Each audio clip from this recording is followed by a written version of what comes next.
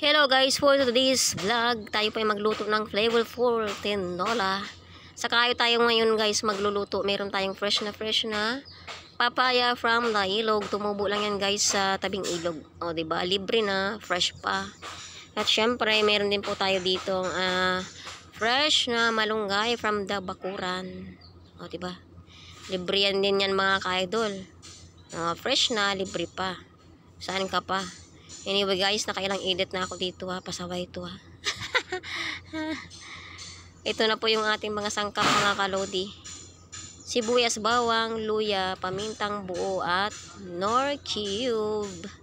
Siguro guys alam niyo ng lahat kung paano magluto ng tinola, pero pinapakita ko talaga itong mga ka-idol kasi gusto ko lang po i-share sa inyo kung gaano po kahirap magluto. Saka yung mga kalodi, nandito rin po yung mga makukulit na alaga ng anak ko. Dati dalawa lang yan mga ka-idol, dumami na sila, naging 5 na, mga itik yan. Ayan.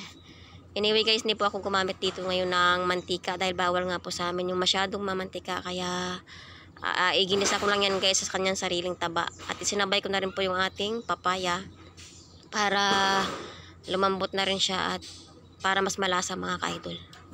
Ayan.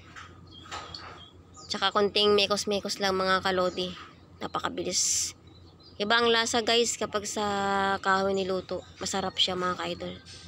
Challenging lang talaga siya. Lumuha yung mga mata ko bago kumatapos yan mga ka-idol. Kung napapansin nyo po, malikot yung camera kasi nga mahirap, medyo mahirap. Tapos usok pa ng usok. Diba?